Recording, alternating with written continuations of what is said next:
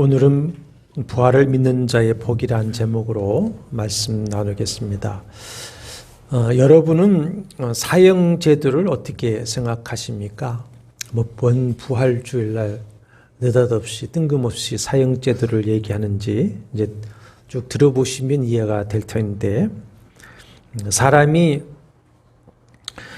생명을 어떻게 인위적으로 빼앗을 수 있느냐, 소위 인도주의적 생각을 가지고 반대하는 사람들도 있고, 흉악 범죄자들, 특히 사람을 고의적으로 악랄하게 죽인 사람, 연쇄살인마는, 이런 흉악 범죄자는 사형을 통해서 죗값을 치르게 하고 영원히 사회로부터 격리시키는 것이 정의다, 이렇게 주장하기도 합니다.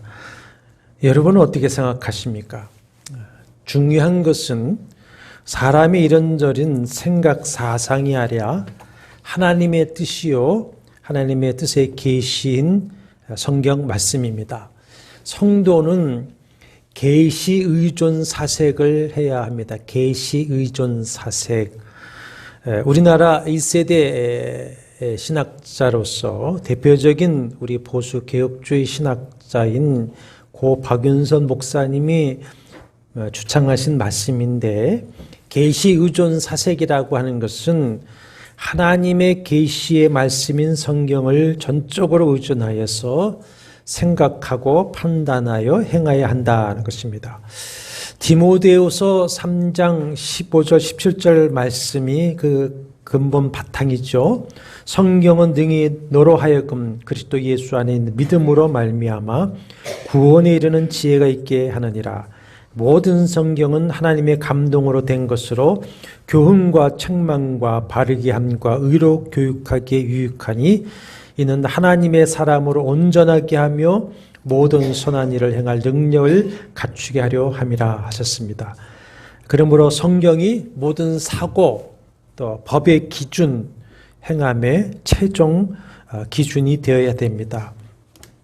성경을 주신 하나님은 창조주이시고 창조하신 만물에 당신의 선과 의를 반영하여 법을 세우신 입법자요 최종 판단자, 심판자가 되십니다. 그러므로 하나님의 계시의 말씀인 성경 앞에서는 모든 다른 생각을 멈추고 아멘으로 맞춰야 합니다. 그러면 성경은 사형제에 대해서 뭐라고 말씀하고 있는가? 오늘 이야기가 중심이 아니기 때문에 길게 설명하지 않지만 성경은 분명히 사형제도를 말씀하고 있습니다. 창세기 9장 6절에 보면은 다른 사람의 피를 흘리면 그 사람의 피도 흘릴 것이니 이는 하나님이 자기 형상대로 사람을 지었음이라 하셨습니다. 이 말씀은 아담 이후에 홍수로 전 인류가 심판을 받은 후 제2의 시조라고 할 수 있는 노아가 다시 인류를 대표해서 하나님과 맺은 언약입니다. 그 언약을 기반으로 해서 성경에서는 특별히 고의적 살인에 대해서는 사형을 집행하라 말씀합니다. 설령 고의적 살인자가 도피성이나 또 성전 안으로 피신하였다고 할지라도 그 고의적 살인이 확인되면 거기서 끌어내어 죽이라, 이렇게 말씀을 하고 있습니다. 그리고 여러 가지 사형에 해당하는 죄를 명시하고는 그 죄에 대해서는 사형해서 악을 제거하라 명령하시죠. 신약성경 로마서 1장 32절에서도 이와 같은 일을 행하는 자는, 그 앞에 여러 가지 일들이 있습니다. 사형에 해당한다고 하나님께 정하심을 알고도 하고 있습니다. 성경은 여러 곳에서 하나님께서 사형제도를 주셨음을 말씀하고 있습니다. 이것이 하나님의 명령이죠. 아담 이후에 모든 사람은, 우리는 하나님 앞에서 죄인이요 범죄자로서 마땅히 죽어 육신은 흙으로 돌아갔고 영혼은 지옥 항별에 떨어져서 죄값을 치러야만 합니다. 죄의 삭은 뭐다? 사망이라 선언하셨듯이 인간의 죽음은 죄에 대한 하나님의 사형 집행입니다. 그러면 여러분과 저 사람들이 지금 죄가 없어서 살아있는 것입니까? 지금 우리가 살아있는 것은 집행유예를 받은 것입니다. 집행유예 기간입니다.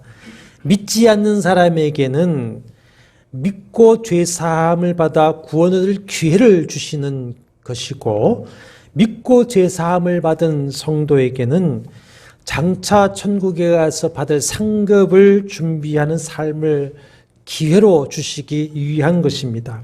그러나 나의 집행유예 기간이 언제까지인지, 언제 끝날지는 아무도 알지 못합니다. 역사의 종말인 예수 그리스도의 재림이 아버지 하나님의 주권이듯이 내 개인의 종말인 죽음 역시 오직 주님의 주권이시고 주님만이 아십니다.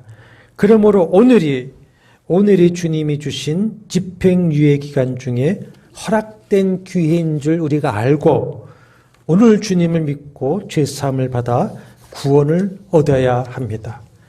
그리고 남은 생에 충성하여서 하늘나라 상급을 준비하는 기회로 삼으시기를 바랍니다. 신약성경 291페이지에 고린도후서 6장 1절을 한번 보십시오. 우리가 하나님과 함께 일하는 자로서 너희를 권하노니 하나님의 은혜를 헛되이 받지 말라. 2절 같이 읽습니다. 이르되 내가 은혜 베풀 때에 너를 듣고 구원의 날은 너를 도왔다 하셨으니 보라 지금은 은혜 받을 만한 때요 보라 지금은 구원의 날이로다. 그렇습니다. 우리에게는 지금 오늘이 있는 것이고 내일 이 일은 우리가 알지 못합니다. 내일에 대한 주권, 권리, 권세는 우리에게 있는 것이 아니라 누구에게 있습니까? 하나님께 있습니다. 하나님의 것입니다. 그러므로 아침 안개와 같은 우리는 말씀대로 주님이 허락하시면 주님의 뜻이면 살기도 하고 이것이나 저것을 할 뿐입니다. 그러므로 오늘 믿고 오늘 은혜 받고 주님이 주신 오늘의 삶에 신실하고 주님이 주신 하나님의 나라 사명에 오늘 우리가 충성해야 됩니다. 그래서 에베소서 5장 16절에 세월을 아끼라 때가 악하니라 하셨습니다. 세월을 아끼라라고 하는 말을 거기에 나눠주가 있는데 기회를 살아. 하나님이 주신 오늘의 기회를 살아라는 것입니다. 왜 제가 오늘 사형제도를 말하는가 하면 성경에서 죄의 값으로 선고된 이 사형제도가 바로 예수 그리스도의 십자가를 잊게 했기 때문입니다. 하나님이 정하신 죄에 대한 심판으로서의 사형제도 때문에 예수 그리스도의 십자가의 죽음이 있게 된 것이죠. 그러니까 바로 예수 그리스도의 죽음은 죄의 값은 사망이라고 선언하신 하나님의 그 공의의 법을 충족시키기 위한 죽음입니다. 예수 그리스도의 죽음은 외형적으로는 유대 교권주의자들과 로마 정권에 의한 사형이지만 실상은 하나님께서 그를 심판하시고 사망을 선고하여 사형을 집행하신 것입니다. 죄 없으신 하나님의 아들 예수 그리스도는 바로 우리의 죄, 더 엄밀하게 더 좁히면은 바로 누구의 죄입니까? 나의 죄. 나의 죄를 대신하여 하나님께 심판을 받아 사형이 된 것입니다. 그래서 고린도후서 5장 21절을 보시면 신약성경 291쪽에 하나님이 죄를 알지도 못하신 이를 우리를 대신하여 죄를 삼으셨다 하시고는 그 바로 앞에 고린도후서 5장 14절 15절에서는 그리스도께서 모든 사람을 대신하여 죽으셨다가 다시 살아나셨다 이렇게 말씀합니다. 그리스도가 우리를 대신하여 하나님께 심판받아 죽음으로써 우리는 죄의 용서함을 받을 수가 있게 된 것이죠. 그러므로 우리가 죄 사함을 받은 것은 하나님의 아들 예수 그리스도 죄 없으신 의인의 죽음의 대가로 받는 것입니다. 그러면 누가 그리스도를 죽였는가 하는 결론적인 답이 나오게 됩니다. 누가 그리스도를 죽였습니까? 의대 교권자들과 로마의 빌라도 총독이 그를 죽였습니까?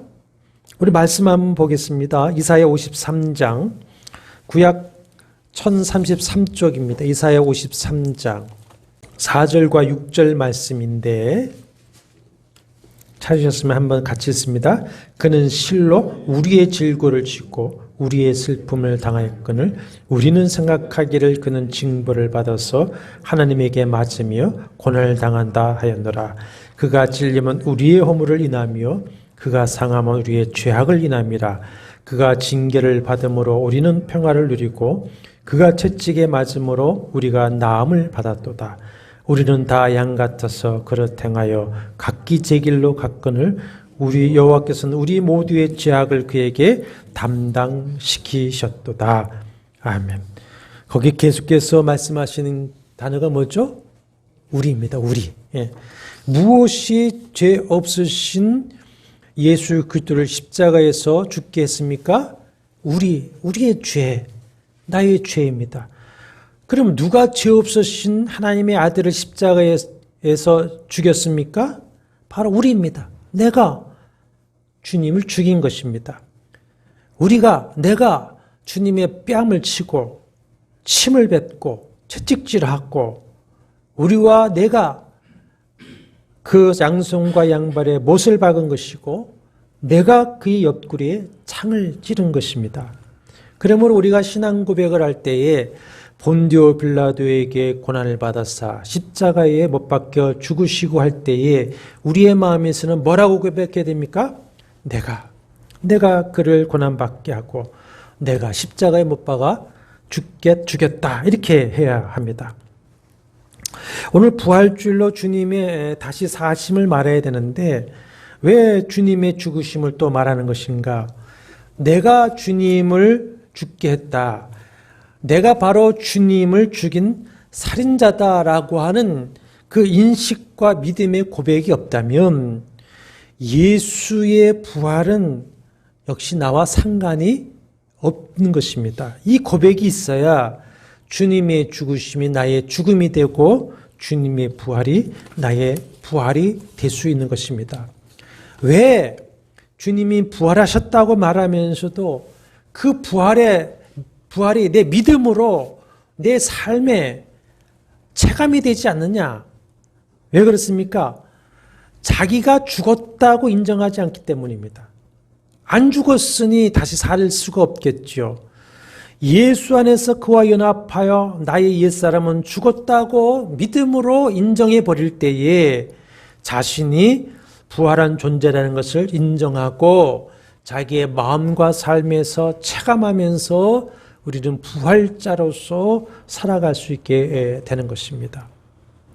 사랑하는 여러분, 주님께서 나 때문에 죽으셨고 내 죄가 내가 주님을 죽게 했다고 시인하고 고백하시겠습니까? 아멘이십니까?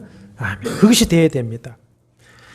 여러분 옛날에 화성 연쇄 살인 사건 기억나시죠? 1986년에서 91년 사이에 가까운 화성에서 여성 10명이 살해되는 미해결 사건이 있었습니다. 그 사건을 극화해서 2003년에 살인의 추억이라고 하는 영화를 만들었는데 2019년에 가서야 이춘재라고 하는 사람이 용의자로 체포되었는데 여러 가지 정황을 봤을 때에 이춘재가 10명을 다 죽였다고 볼 수가 없습니다. 이춘재는 아마 후반부에 모방범죄로 이렇게 보고 있습니다. 아직까지. 자, 그 살인의 추억이라고 하는 2003년의 영화같이 제목과 같이 내가 주님을 죽였다고 하는 이 살인의 추억을 내 가슴에 담고 살아야 된다. 살인의 추억을. 고의로 타인을 잔인하게 죽인 살인자가 자신은 살기를 바라서야 되겠습니까? 인간이라면 양심이라면 그럴 수 없는데 하나님의 아들이신 예수 그리스도, 죄 없으신 주님을 그렇게 십자가에 죽였으면서도 나는 살기를 바란다고 한다는 것이죠. 우리는 살 자격이 있습니까? 없습니까? 없는 사람들입니다. 마땅히 죽어야 되는 사람입니다. 그러므로 사랑하는 여러분, 죽으십시다. 죽어야 됩니다. 어떻게 죽어야 되느냐? 무엇이? 내가 죽어야 됩니다. 내 죄와 욕심의 자아가 죽어야 됩니다. 내 옛사람이 죽어야 합니다. 근데 죽어야 할 사람들이 살아 움직이니까 항상 문제가 되는 거 아닙니까? 로마서 6장 1절 말씀 이하의 말씀에 의하면은 우리가 예수 그리스도를 믿고 세례를 받을 때에 우리는 그리스도와 함께 죽고 그와 함께 사는 것이다. 이렇게 말씀을 합니다. 에베소서 1장 3절과 7절에 보면은 하나님께서 창세 전에 자기의 기쁘신 뜻대로 우리를 택하사 구원하여 하나님의 자녀 삼으시기로 예정하셨는데, 거기서 집에 돌아가서 보시면 구절마다 뭐가 나오냐면 그리스도 안에서 하셨다 그랬습니다. 그리스도 안에서. 그러면서 7절에 우리는 그리스도 안에서 그의 은혜의 풍성함을 따라 그의 피로 말미암아 속량이라고 하는 것은 값을 주고 자유를 주는 것이죠. 속량 곧 죄사함을 받았느니라. 그러므로 우리가 구원을 얻는 것은 예수 그리스도 안에서 구원을 얻는데, 예수 그리스도를 믿을 때에 우리는 법적으로 영적으로 예수 그리스도 안에서 그와 연합하여 그와 함께 죽고 살아남으로써 구원을 이루는 것입니다. 그래서 자, 로마서 6장 11절 한번 찾아봐서 확인해야 될 것 같으네요. 로마서 6장 11절 신약성경 247쪽에 11절 있습니다. 이와 같이 너희도 너희 자신을 죄에 대해서는 죽은 자요 그리스도 예수 안에서 하나님에 대하여는 살아있는 자로 여길지어다 그랬습니다.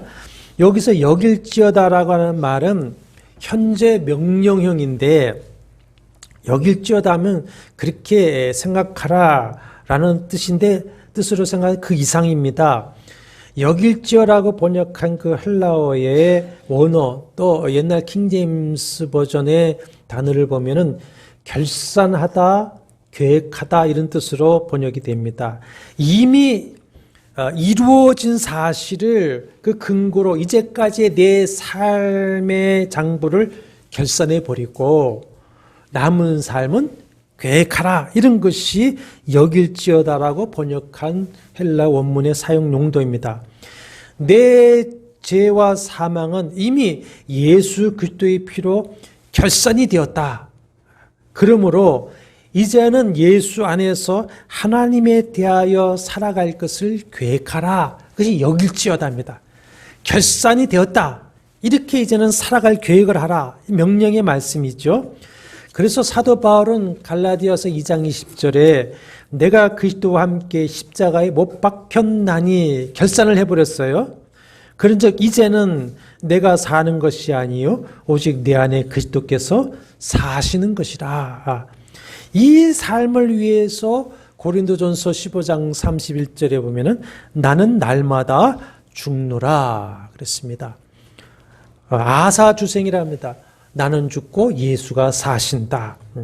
내가 진정으로 아사주생해야 부활하신 주님의 그 능력과 권세가 진정으로 나의 것이 됩니다. 우리가 살아간다면 내가 주님을 죽인 자다라고 하는 그 살인의 추억과 함께 나는 주님께 생명을 빚진 자라고 하는 빚진 자 의식을 가지고 살아야 합니다. 한번 같이 해보시죠. 살인의 추억. 왜? 안 죽였기 때문에 그렇습니까? 죽였잖아요. 누구를? 예수를.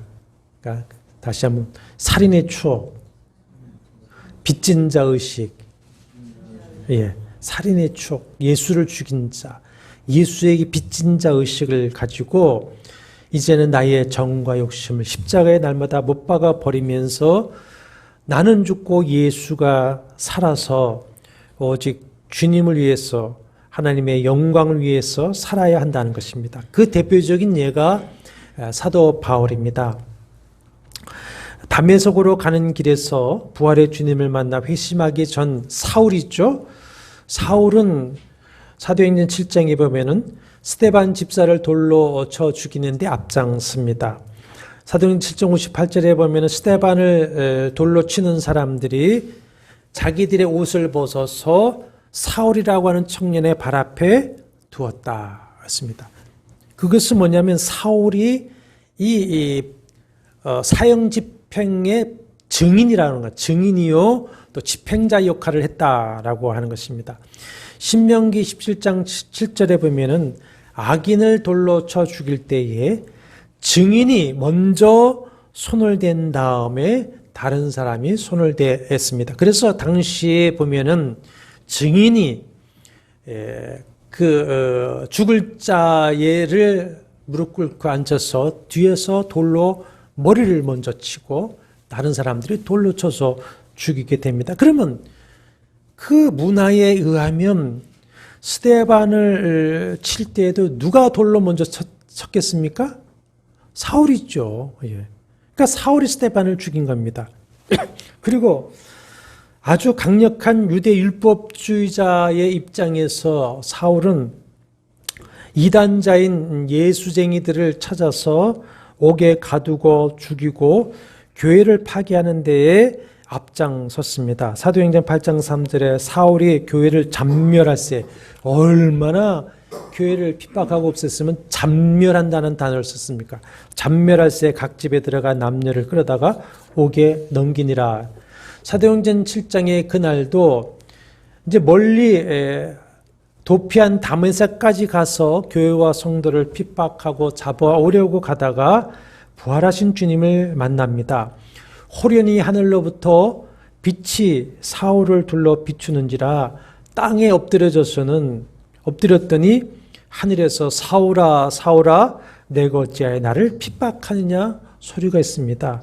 그래서 주여 누구십니까? 그러자 네가 핍박하는 예수니라 하십니다. 이 말씀은 스데반과 교회를 죽인 것은 바로 나 예수를 죽인 것이다. 나아가서 사울 네가 나를 죽였다는 거예요. 그 후로 바울은 예수를 죽인 그 살인의 추억을 가지고 살죠. 어떻게 사느냐? 빚진 자의 삶을 살았습니다. 로마서 1장 14절 15절에 내가 빚진 자라 그러므로 나는 할 수 있는 대로 복음 전하기를 원하노라. 로마서 14장 8절에 살아도 주를 위해 살고 죽어도 주를 위하여 죽노니 이것을 위해서 고린도전서 15장 31절에 나는 날마다 죽노라. 날마다 아사주생하는 겁니다. 사울이 죽고 바울로 다시 살아서 오직 예수 그리스도의 십자가의 복음, 부활의 주님을 땅끝까지 증거하는 증인의 삶을 살아갑니다. 복음은 우리에게 죄짓지 않기 위해서 노력을 해라. 예수 그리스도의 하나님 나라 복음을 위해서 살아라. 그렇게 먼저 말씀하지 않습니다. 로마서 6장 11절 다시 보시면 너희 자신을 죄에 대해서는 이미 죽은 자요. 시제로는 이미 죽은 자요. 그리스도 예수 안에서 하나님에 대하여서는 살아있는 자로 여길지어다. 아까 뭐라 했으니 계산하다, 계획하다. 마음에 그렇게 계산하고 살아야 됩니다. 내 죄와 사망은 이미 예수 그리스도의 피로 결산이 되었기 때문에 이제는 빚진 자로서 예수 안에서 하나님을 대하여 살아야 한다. 그렇기 때문에 우리에게 죄의 유혹이 올 때에는 이렇게 선포해야 됩니다. 나를 유혹하는 그 유혹에 반응하는 나의 옛사람은 이미 십자가에서 죽었다. 이렇게 선포해야 됩니다. 그리고 우리에게 혹시 절망이 찾아올 때는 죽음을 이기시고 일어나신 예수의 생명이 내 안에 역사하고 있다. 이렇게 여러분 믿으시길 바랍니다. 누군가 또 사탄이 너는 지금 왜 살았느냐? 삶의 목적을 물으실 때에는 이제는 내가 예수 그리스도의 하나님 나라 복음 위해서 살아가고 있다라고 여러분 선언하시기를 바랍니다. 예수의 죽음이 나의 죽음이 되었기 때문에 과거의 나의 모든 수치는 이미 끝났습니다. 예수의 부활이 나의 부활이 되었기 때문에 내 미래의 영원한 영광은 이미 시작된 것입니다. 예수와 함께 그와 연합하여 십자가에 죽고 다시 살아난 이 위대한 연합의 신비, 생명의 신비를 여러분 가슴에 우리가 품고 죄에 대해서는 죽은 자요, 하나님에 대해서는 뜨겁게 살아있는 자로 스스로 그렇게 여기고 살아가시는 복된 믿음의 사람들이 되시기를 바랍니다. 그러면 다시 한번 여쭙겠습니다. 사랑하는 여러분은 진실로 부활하신 주님을 믿으십니까? 할렐루야. 믿는 줄로 믿습니다. 그런데 요즘 세상에는요, 교회 밖의 사람들은 뭐 그렇다고 하지만 교회 안에 목사와 신학자들 중에서도 그리스도의 대속의 고난과 부활을 부정하는 사람들이 참 많이 있습니다. 설교를 들어보면 십자가와 부활을 말하지만 오늘 부활주일 날도 많은 이들이 이 십자가와 부활을 얘기할 텐데 자유주의 신학자들의 설교를 자세히 뜯어서 들어보십시오. 그 교훈과 정신을 말하지 예수의 죽음과 부활의 사실을 말하지 않습니다. 나의 죽음과 부활을 말하지 않습니다. 불신자와 같은 목사와 교인들이 참 많이 있습니다. 그런 불신의 세력, 사단의 역사에 현혹되지 말고 정말 십자가의 대속의 죽으심, 부활에 대한 확고한 믿음을 가지시게 되기를 바랍니다. 오늘 16장 본문에 보면은 부활하신 주님의 소식을 전해들은 제자들마저 처음에는 믿지 못했다고 기록하고 있습니다. 참 위로가 되죠. 위로가 됩니다. 이른 새벽 해가 돋자 무덤에 갔다가 부활하신 주님을 만난 막달라 마리아와 세 여자 제자들에게 와서 그 소식을 전합니다. 그러나 11절에 보면은 그들은 예수의 살아나셨다는 것과 마리아에게 보이셨다는 것을 듣고도 어땠습니까? 믿지 아니합니다. 그 11절과 14절은 누가복음 24장과 연결이 되는 것인데 그들 중 두 사람, 제자 중 두 사람이 엠마오로 내려가고 있는 중에 부활하신 주님을 만나지 않습니까? 그들이 예루살렘으로 돌아와서 다른 제자들에게 주님의 부활을 전합니다. 그러나 13절에 보시면 그때 역시 믿지 아니하니라. 14절에 보면은 그때 주님께서 제자들에게 나타나셔서 그들의 믿음 없는 것과 마음이 완악한 것을 꾸짖습니다. 마음이 완악한 것은 부활의 증인들이 부활을 얘기함에도 불구하고 받아들이기를 거부하고 있는 것이에요. 그 이유는 뭐냐? 뭐가 없었습니까? 믿음이 없으니까. 믿지 못하게 했으니까. 우리가 믿음이 없으면 이렇게 마음이 완고해지게 되어져 있습니다. 지난 3년 반 동안에 주님을 직접 보고 만지고 그 말씀을 수도 없이 듣고 참으로 책으로 기록할 수 없을 정도의 많은 이적과 기적을 통해 표적을 보고 체험한 제자들도 주님을 자신들이 직접 보고 만져보고 같이 음식을 먹어보기 전에는 믿지 못했는데 사랑하는 여러분, 우리는 지금 보지도 못했지만은 주님을 믿고 사랑하니 주님이 도마에게 말씀하신 대로 우리는 정말 믿음 있는 사람이요 하나님께 복을 받은 사람인 줄로 믿습니다. 하나님께 복 받은 사람이 아니면 이 믿음 가질 수가 없습니다. 그러면 주님의 부활을 믿는 성도에는 어떤 복이 있는가? 오늘 본문 마가복음 16장 15절 이하에 보면은 너희는 온 천하에 다니며 만민에게 복음을 전파하라 명령하십니다. 복음이 뭡니까? 예수 그리스도의 십자가의 죽으심과 부활, 그것이 복음입니다. 16절 18절에서 이 주님이 십자가의 죽으심과 부활을 믿고 전하는 자가 받는 복을 말씀하고 있습니다. 자, 16절에서는 믿고 부활의 복음을 믿고 세례를 받는 사람은 무엇을 얻습니까? 구원을 얻습니다. 믿지 않는 사람은 정죄를 받습니다. 심판을 받습니다. 예수 그리스도의 십자가의 대속의 죽으심과 부활은 역사적인 사실입니다. 아멘이십니까? 역사적 사실입니다. 그러나 아무리 사실이라도 그것을 믿고 받아들이지 않으면 나와 상관이 없죠. 그야말로 화중지병이 될 것입니다. 그러나 믿는 자는 자기의 것이 되는 복을 받습니다. 부활을 믿는 자는 죄사함을 받고 구원을 얻는 복을 받습니다. 그리고 17절에는 그 부활을 믿는 자에게는 표적이 따르는 복이 있다 하셨습니다. 첫째는 내 이름으로 귀신을 쫓아내며, 둘째는 새 방언을 말하며, 셋째는 뱀을 지기며, 넷째는 무슨 독을 마실지라도 해를 받지 아니하며, 다섯째는 병든 사람에게 손을 얹은 즉 나으리라. 이 5가지 표적은 2가지로 다시 요약할 수 있는데, 주님의 권능, 주님의 보호하심. 주님의 권능, 주님의 보호하심. 부활은 하나님의 영이신 성령의 권능으로 된 것입니다. 부활을 믿는 성도에게는 누가 오시는 겁니까? 예수를 죽은 자 가운데서 살리신 그 하나님의 영이 우리 안에 거하신다. 그러니까는 이 표적이 나타난 것이죠. 십자가의 죽으심과 부활을 믿는 자에게는 주 예수 이름으로 사탄과 귀신을 쫓아내는 이기는 권세가 주어집니다. 여러분, 귀신 무서워하지 마십시오. 사탄 겁내지 마십시오. 우리에게는 그들을 꾸짖어 내쫓을 뭐가 있습니까? 자녀된 권세가 있습니다. 권세. 믿음을 해보십시오.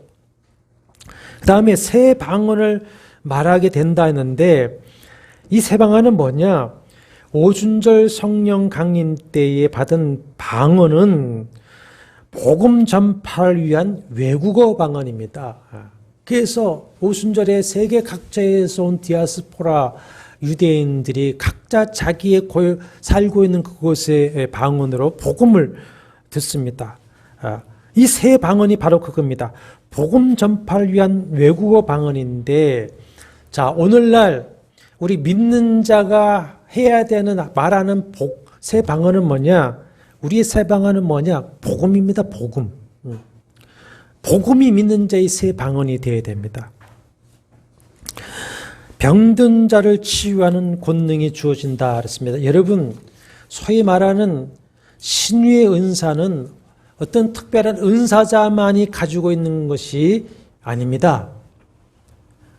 야고보서 5장 14절 16절 말씀대로 믿음의 기도는 병든 자를 구원하리니 주께서 그를 일으키시리라. 의인의 간구하는 역사는 힘이 큼이라. 누구든지 믿는 자가 하나님 앞에 의인으로서 믿음으로 간구하면 누구든지 병든 자를 일으킬 수 있는 것을 믿으시길 바랍니다. 그러니까 누가 뭐 신유의 은사했다고 찾아갈 이유가 없습니다. 본인이 기도하면 됩니다. 자녀가 아프시면 제일 저는 그렇게 믿습니다. 자녀를 위해서 가장 간절한 사랑으로 믿음으로 기도할 수 있는 게 누굽니까? 부모입니다. 어머니입니다. 어머니가 붙들고 그 아이를 간절히 사랑으로 기도하는 만큼 능력이 있겠습니까? 그것이 믿음이고 의인이죠. 그리고 뱀을 집어올리며 무슨 독을 마실지라도 해를 받지 아니하며, 과거 모세도 뱀을 집었습니다. 사도 바울이 로마를 가다가 멜리데 섬에서 불을 쬐는데 불에서 독사가 손을 뭅니다. 그 지방 사람들이 죽었다가 했는데 어떡합니까?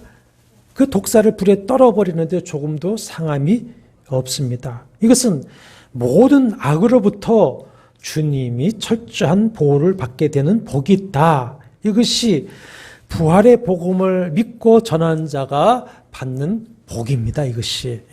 사랑하는 여러분, 주님의 부활을 믿는 여러분에게는 이와 같은 주님의 권능, 주님의 보호가 함께 한다는 것을 믿으시기를 바랍니다.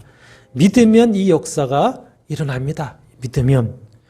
요한복음 11장에 오라비 나사로의 죽음에 슬퍼하는 마르다 마리아에게 오셔서 저 무덤에 돌을 옮겨 놓으라 하시니까 주님, 죽은 지가 사흘이 되어서 벌써 냄새가 납니다.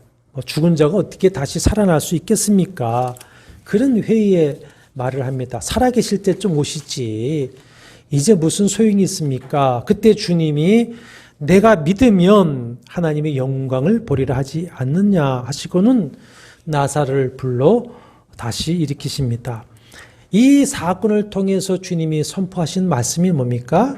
나는 부활이요 생명이니 나를 믿는 자는 죽어도 살겠고 무릇 살아서 나를 믿는 자는 영원히 죽지 아니하리니 이것을 내가 믿느냐.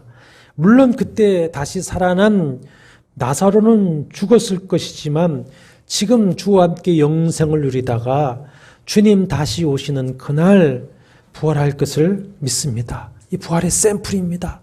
부활의 샘플. 우리는 지금 영원한 생명을 가지고 있다가 육신이 흙으로 돌아갑니다. 그러나 그때 영혼은 주님과 함께 있다가 주님 부활하시는 날 다시 우리의 육체와 함께 신령한 몸으로 부활하게 됩니다. 부활하게 됩니다. 에녹의 승천, 엘리야의 승천은 바로 그 부활의 샘플이고 증거입니다. 나사로의 다시 삶 샘플입니다. 그러므로 사랑하는 여러분, 어떤 사단의 도전과 미혹과 대적이 오고 또 살아가면서 여러 가지 연약함과 또 현실의 어려움이 닥쳐올지라도 두려워하거나 염려하거나 근심하지 말고 요한복음 14장 1절 하나님을 믿으니 또 나를 믿으라.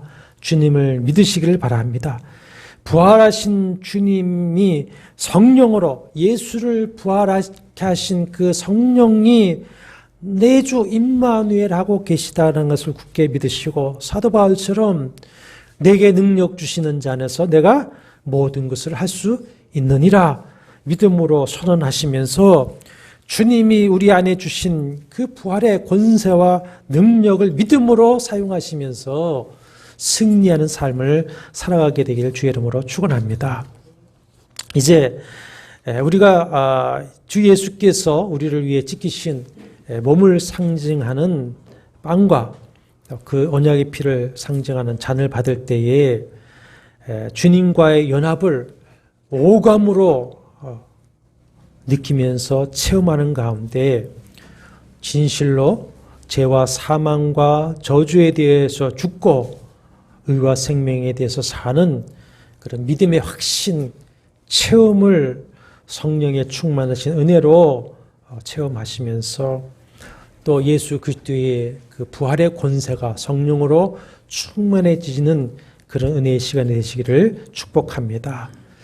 여호와는 내게 복을 주시고 너를 지키시기를 원하며 여호와는 그의 얼굴을 내게 비추사 은혜 베푸시기를 원하며 여호와는 그 얼굴을 내게로 향하여 드사 평강 주시기를 원하노라.